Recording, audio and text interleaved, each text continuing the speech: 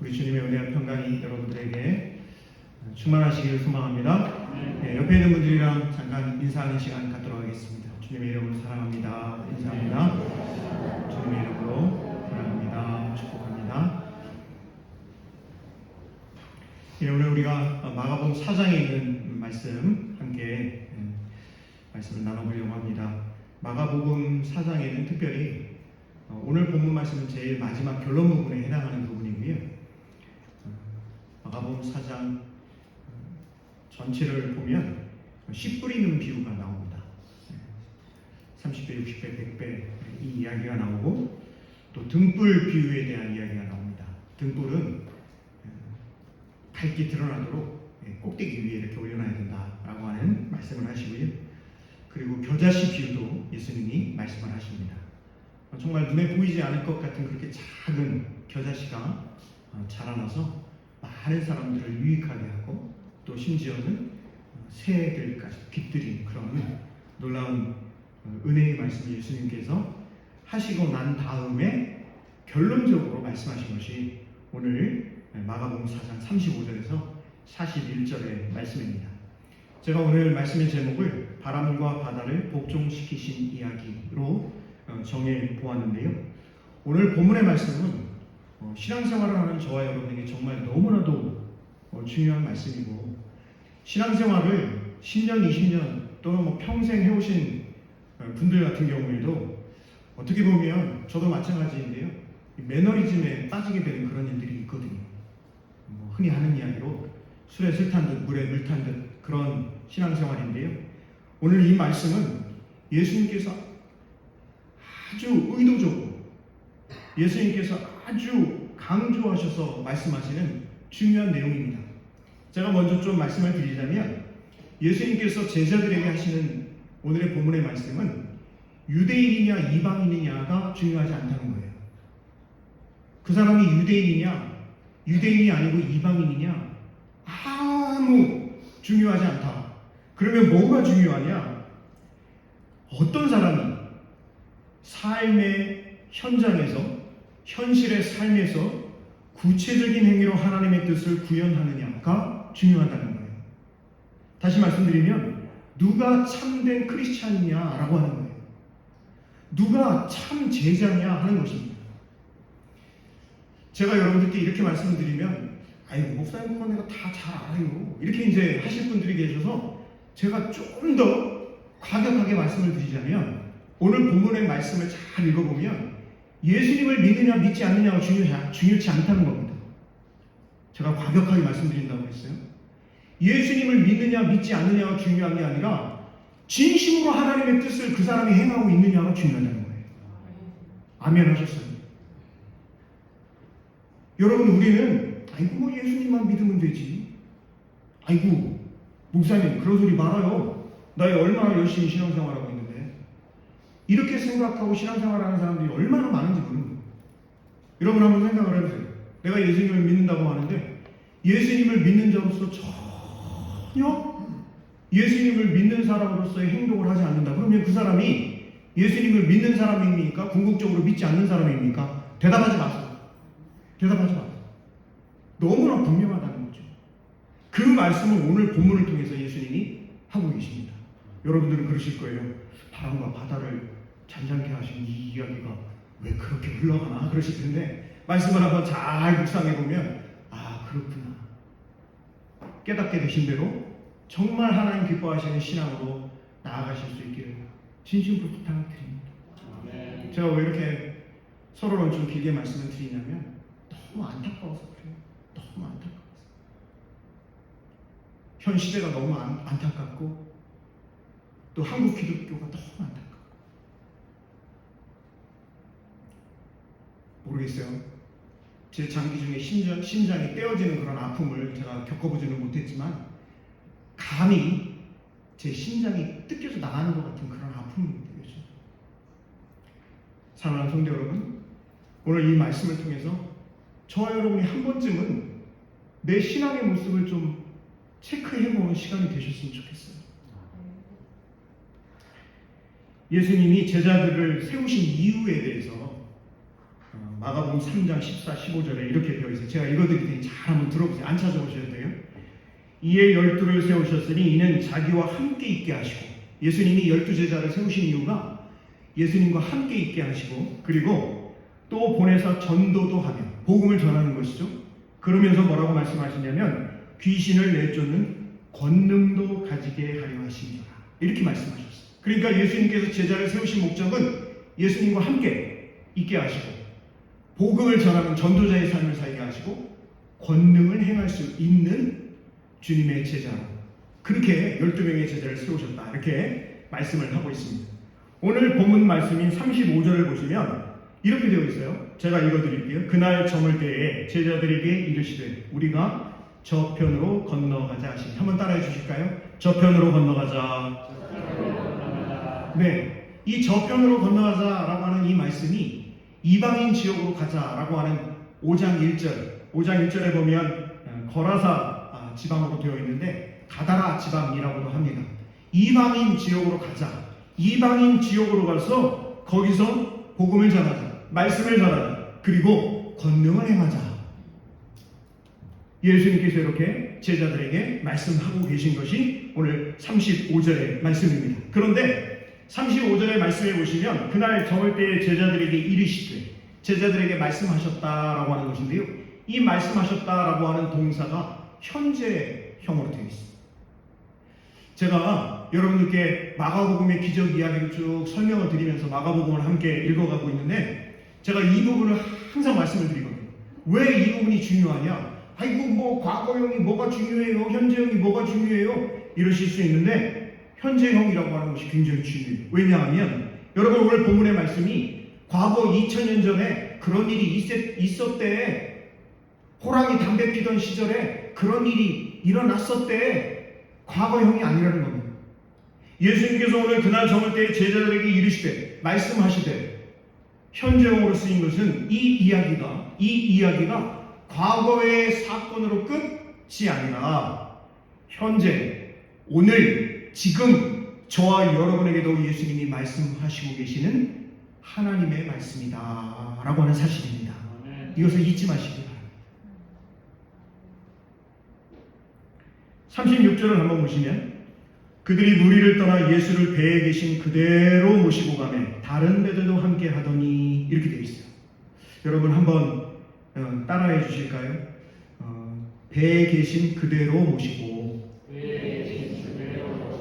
네, 이 이야기가요, 사실은 제가 처음에 뭐라고 말씀드렸냐면 오늘 본문의 말씀이 예수님께서 굉장히 의도하신 말씀이고 굉장히 강조하신 말씀이고, 제가 과격하게 말씀드렸다라고 했는데 사실은 제가 과격한 게 아니라 예수님이 과격하신 분이에요. 여러분들은 신앙생활 하시면서 어떻게 예수님을 이해하시는지 몰라도 성경을 그저 정말 있는 그대로 읽어보면, 예수님이 의도하신 그대로 읽어보면 예수님은요 완전히 혁명가입니다. 아이고 무슨 말씀이, 예수님은 온유하시고 겸손하시고, 전혀 그렇지 않습니다. 물론 그런 부분도 있지만 전체적으로 산에 있는 공회원들과 대립하시고 논쟁하시고 그들과 이렇게 대화하시면서 말씀하시는 것을 보면요, 제자들에게 말씀을 가르치시는 이런 모든 것들을 보면 얼마나 과격하신지, 얼마나 혁명가 같으신지 말도 못해요. 오늘 36절에 배에 계신 그대로 모시고 라고 하는 이 말씀은요 너무나도 중요한 말씀. 왜냐하면 지금 제자들이 예수님을요 배에만 계신 예수님으로 만들어버렸다는 거예요. 배에만 계시다라고 하는 것은 오늘 저와 여러분 이야기로 하자면 교회 속에만 계신 예수님으로 만들어버렸다는 겁니다. 교회는, 배는 자기들 제자들이 이끌어가고 있다라고 하는 거예요. 예수님 가만히 계세요. 모든 걸 우리들이 할 테니까. 이 이야기가 무엇을 의미하냐면 예수님을 따라가야 하는 제자들인데, 그런데 예수님을 따라가는 것이 아니고요, 예수님 거기 구석탱이에 잠깐 있어요. 그리고 자기들 마음대로 하고 있다는 겁니다. 그게 지금 오늘 36절의 말씀대로 그대로 모시고 가요. 제자들이 탄 배가요, 예상치 못한 난관에 부딪히게 되는데, 이 37절의 말씀을 같이 한번 읽어봅니다. 37절 같이 봅니다. 큰 광풍이 일어나며 물결이 배에 부딪혀 들어와 배에 가득하게 되었더라. 이렇게 되어 있습니다. 이 말씀은 사실 이방 선교에 나선 제자 공동체가 당면한 상황을 마가는 광풍, 즉 큰 파도와 물결에 잠겨 침몰하는 배로 이렇게 지금 묘사를 하고 있습니다. 이 광풍, 물결이라고 하는 것이 사실은 기독교에 대한 박해를 의미하고 있는 것을 볼 수가 있어요. 복음이 전파되기 어려운 이방 지역의 상황을 의미하고 있는 것으로 볼 수가 있습니다. 예수님 시대 당시에 여러 가지 세상 풍조를 의미하고 있는 것으로 볼 수가 있습니다. 제가 지금 여러분들에게 헬라어에 대한 것들을 다 설명을 드릴 수가 없잖아요. 시간이 충분하지 않으니까. 그러니까 여러분들이 김성훈 목사가 자기가 열심히 헬라어 본문 말씀을 연구하고 해서 오늘 우리에게 들려주는 것이구나 믿고 그렇구나 이렇게 받아들여 주셨으면 좋겠어요. 그렇지 않으면 제가 헬라어로 여러분들한테 다 설명을 해야 되는데, 그러면 여러분들 중에서 아마 대부분 분들이 아이고 안 되겠다 도망가자고 다 나가실걸요. 지금 이 물결, 광풍이라고 하는 것 중에 하나가 풍조를 의미하고 있다는 거예요. 그 세대 풍조를 의미하고 있다는 거예요. 이런 상황에서 예수님은 어떤 모습이냐, 이게 중요하잖아요. 지금 막 풍조가 막 광풍이 불어서 막 파도가 쳐서 배가 지금 다 깨지게 되는 그런 상황인데, 여러분 우리 38절 말씀 같이 한번 읽어봅니다. 예수께서는 곤물에서 베개를 베고 주무시더니 제자들이 깨우며 이르되 선생님이여 우리가 죽게 된 것을 돌보지 아니하시나이다. 오늘 이 본문의 말씀, 그래서 우리가 찬송 345장을 우리가 함께 찬송을 했거든요. 지금 이 광풍이 불었다는 거예요. 광풍. 그래 배가 지금 깨지게 되었는데, 예수님은 지금 어떤 상황이냐면 고물에서 베개를 베고 뭐하고 계셔요? 주무시고 계셔요. 사실 여러분 이건 말이 안 돼요. 왜 말이 안 되냐면, 배를 타보신 분들은 다 이해가 되실 거예요. 여기에서 울릉도를 가게 되는 데는 뭐 지금 엄청나게 커져서 뭐 그렇지만, 상당히 파도가 치었을 때는 이 롤링이 심해가지고요, 배멀미를 많이 하신다라고 하는 얘기를 제가 들었어요. 저도 뭐 배를 타고 어디 이렇게 섬에 가고 할 때 그런 경험이 있어서 정신이 하나도 없습니다. 그리고 여러분 파도가 막 이렇게 치면 배 앞이 더 파도가 많이 치니까 뒤가 더 파도가 많이 치니까 배 안 타보셨나 봐. 앞에가 뒤가 더 심하죠, 앞에보다. 근데 지금 예수님이 어디 고물이라는 건 배 뒤편이에요. 배 뒤편에서 배가 지금 뒤집어진 상황인데 베개를 베고 주무시고 계신다? 여러분 이거는 다분히 의도가 되어 있는 부분이다 라고 하는 것입니다. 어떻게 잠을 자요? 어떻게 지금? 제자들이 그래서 뭐라고 하냐면 우리가 죽게 되는 것을 돌보지 아니하십니다. 오늘 본문 말씀에 그렇게 되어 있고, 이 말씀을 좀 더 헬라어 본문으로 여러분들께 설명을 드리자면, 예수님 왜 우리가 지금 죽게 되어 있는데 마음을 쓰지 않고 계십니까? 왜 우리를 돌보지 않으십니까? 왜 마음을 쓰고 계시지 않습니까? 라고 하면서 제자들이 예수님에 대해서 한번 따라해 주세요. 원망하고 비방하고 있습니다. 뭐하고 있어요? 원망하고 비방하고 있어요. 왜 안 그렇겠어요? 지금 죽게 되는데, 지금 죽을 것 같은데 막 지금 뭐 큰일 난 상황 아닙니까? 그런데 예수님은 지금 배 뒤편에서 베개를 베고, 모르겠어요. 예수님이 코를 고르셨나 안 고르시는지 모르지만 지금 그냥 주무시고 계시는 거예요. 주무시고 계셨다. 이게 아주 오늘 본문의 아주 키포인트입니다. 주무시고 계셨다라고 하는 것은 부활 이전의 상태를 나타내고 있습니다. 다시 한번, 주무시고 계셨다라고 하는 것은 부활 이전의 상태를 나타내고 있어요. 이 동사를 그렇게 쓰고 있다는 겁니다. 마가라고 하는 분이 이 마가복음을 기록을 하면서 동사를, 헬라어 동사를 쓰는데 다분히 이 부활과 관련된 동사로 표현을 하고 있다고 하는 거예요. 다시 말씀드려서 배 안에 계신 예수님은 부활하시지 않고 그때까지도 제자들에게는 잠든 상태, 무덤에 계신 상태, 죽은 상태로 계셨다라고 하는 뜻입니다. 좀 어렵죠? 제자들이 예수님을 어떻게 부르냐를 보면 알 수 있다는 거예요. 여러분 보세요. 38절을 다시 한번 보시면 제가 읽어드릴 테니까 제자들이 예수님에 대해서 원망하면서 예수님을 뭐라고 불러요? 근데 뭐라고 부르는지 보세요. 자, 예수께서는 고물에서 베개를 베고 주무시더니 제자들이 깨우며 이르되 누구요? 선생님이요. 이렇게 부르고 있습니다. 바로 이 부분입니다. 주님이라고 부르지를 않고 선생님이라고 부르고 있어요. 부활하셔서 제자들 속에 현존하시는 예수님이라고 한다면 예수님을 선생님이라 부를 게 아니라 주님이라고 불러야 하거든요. 그런데 여러분 참 재미있는 게 뭐냐면 제가 이래서 헬라어고 히브리어, 라틴어를 열심히 공부할 수밖에 없는 이유 중에 한 가지. 이 오늘 본문의 말씀은 제가 한글 성경으로만 보고 여러분들께 말씀을 전하면 이런 이야기를 절대로 할 수가 없어요. 그런데 헬라어 성경으로 보면 참 재미있어요. 어떤 부분이 재미있냐? 지금 제자들이 선생님이라고 부를 때 이게 이제 디다스칼레라고 하는 말인데 랍비라고 하는 말도 선생님이고 디다스칼레라고 하는 말도 선생님인데 그런데 디다스칼레라고 하는 말이 랍비보다 더 낮춰 부르는 말이에요. 랍비라고 하는 말은 그래도 좀 꽤 학식이나 여러 가지 면에 있어서 굉장히 이렇게 높은 학자를 의미한다라고 한다면 디다스칼레 그러면 굉장히 낮춰서 부르는 그런 호칭입니다. 그런데 그 디다스칼레라고 하는 그 디다스칼레 첫 번째 그거를 문장상에서 대문자로 쓰고 있어요. 별로 재미있지 않으시죠, 여러분들? 그 얘기는 뭐냐면 오늘 본문을 기록하고 있는 마가가 의도하고 있다는 거예요. 의도하고 있다. 제자들이 주님이라고 불러야 되는데 주님이라고 부르지를 않고 선생님이라고 부르고 있다는 거예요.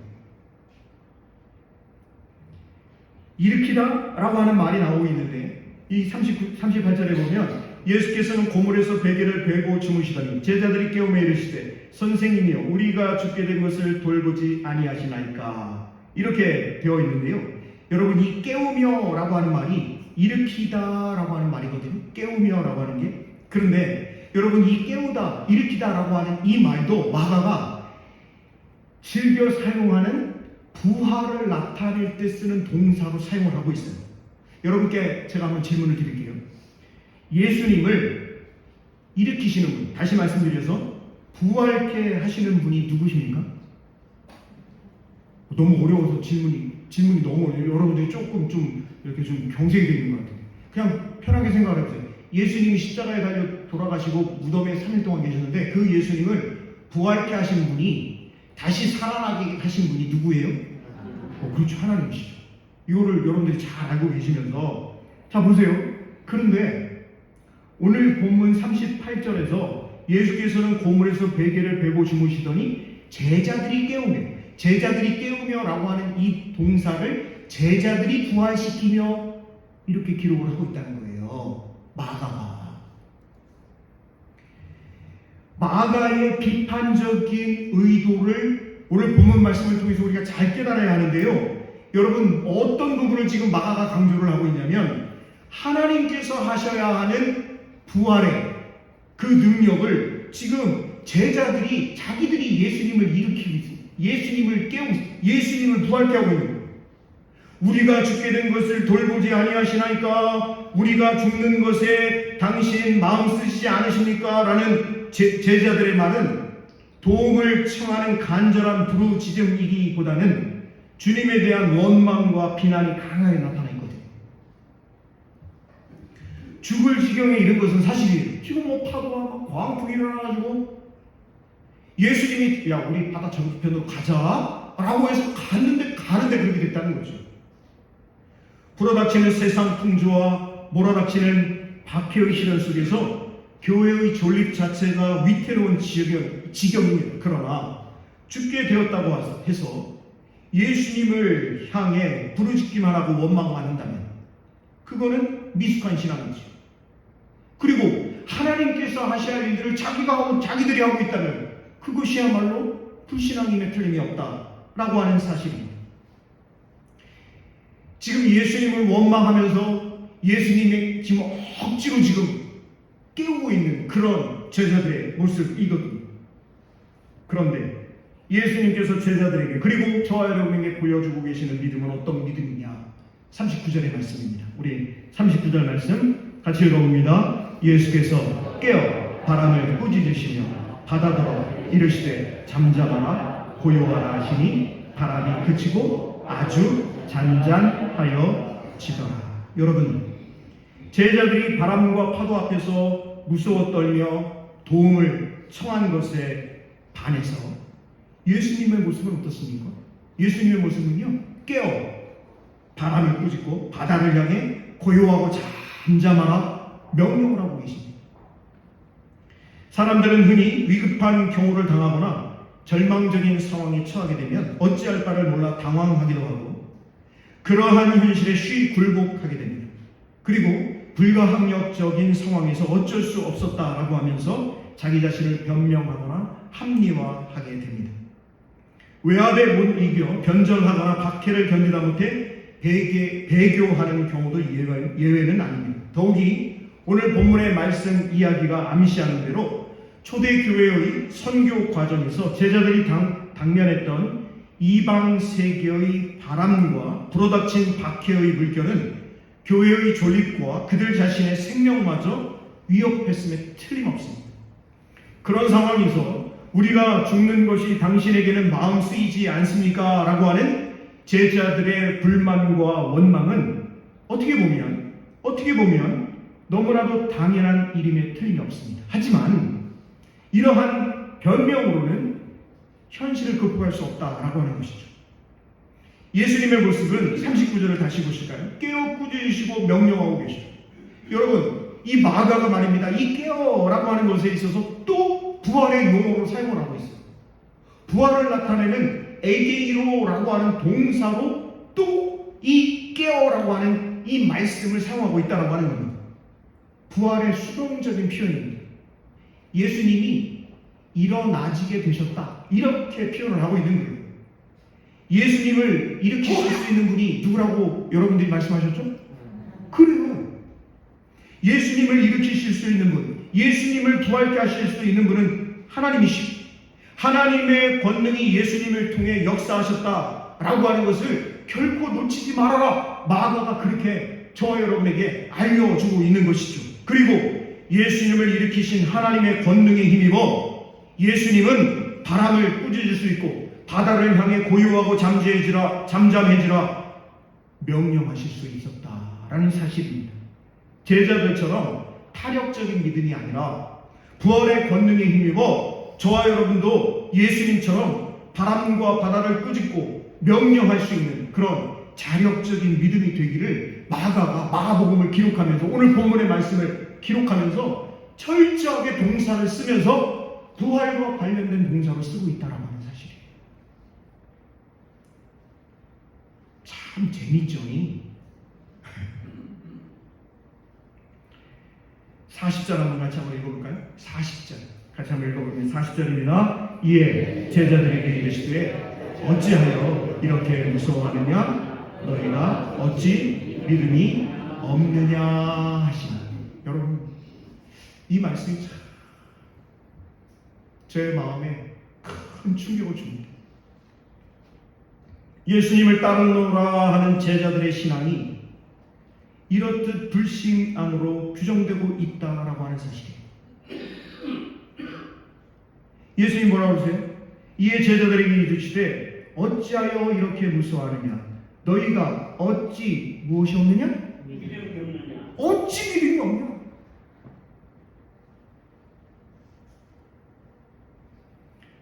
아직도 믿음이 없냐? 이 표현.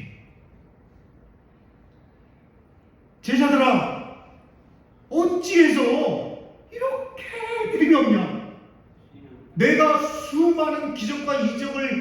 있음에도 불구하고 수많은 기적과 이적을 행하는 것을 옆에서 보고 경험하고 와 정말 대단하다 그렇게 했음에도 불구하고 아직까지도 믿음이 없냐? 예수님이 이렇게 책망을 하고 계십니다. 오늘 이 말씀은 예수님께서 제자들에게 하신 말씀인데요. 사실 이곳에 모인 저와 여러분 다 나는 그래도 예수님의 제자야. 나는 그래도 누가 뭐래도 그래도 나는 괜찮은 예수님의 제자야 라고 생각을 하지. 여러분들 중에 단 한 분이라도 나는 왜 이 모양이 꼴일까? 그렇게 생각하시고 신앙생활 하시고 기도하시면 많지 않을 거예요. 여러분 보세요.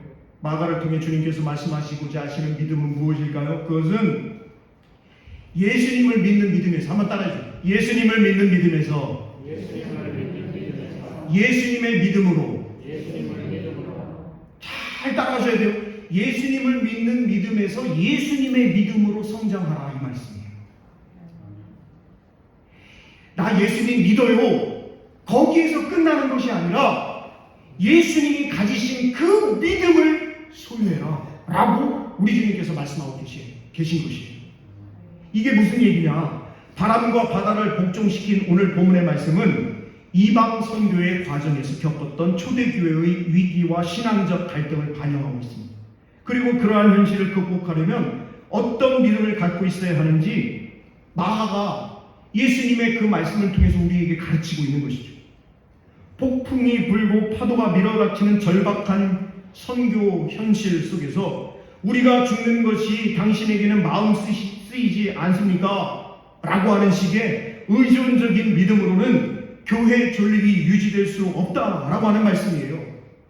예수님을 대상화하여 예수님만 의존하기만 하는 믿음이 아니라 예수님과 같은 믿음, 즉 예수의 믿음, 예수님이 소유하신 그 믿음을 제자들이 소유하기를, 그리고 오늘 이 시간 예배하는 저와 여러분이 소유하기를 하나님이 바라고 계시다라고 하는 사실입니다. 예수님께서 바람을 꾸짖고 바다를 향하여 고요하고 잠잠해지라 명령했듯 믿는 우리도 그럴 수 있어야 한다. 마가가 말하고 있는 거예요. 그러기 위해서는 우리 가운데 한번 따라해 주세요. 예수님이 부활하셔야 합니다.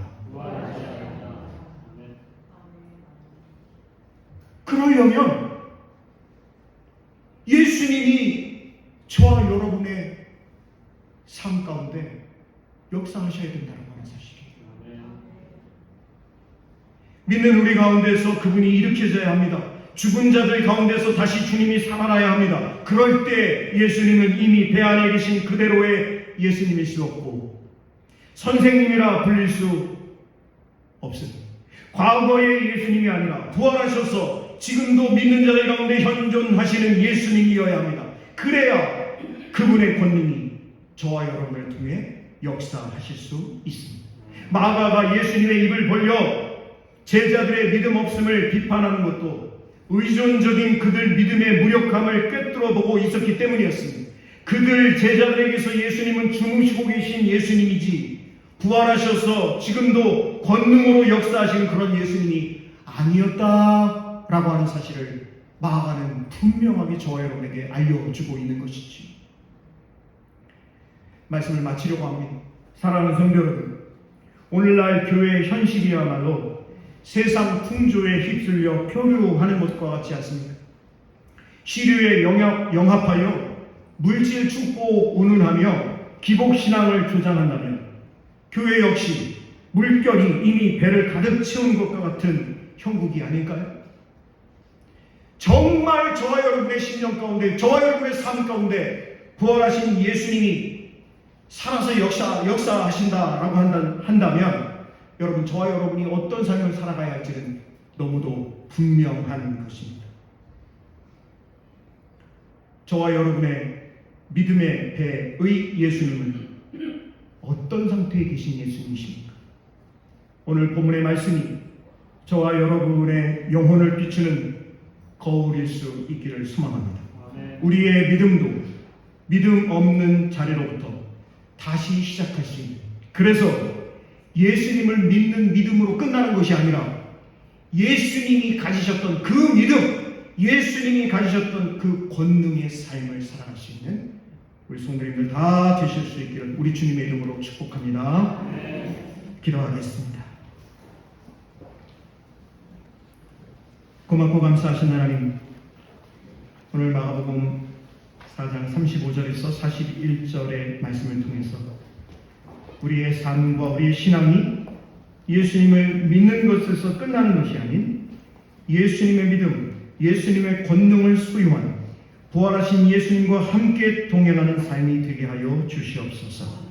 예수님 귀하신 이름으로 감사하며 기도드립니다. 아멘.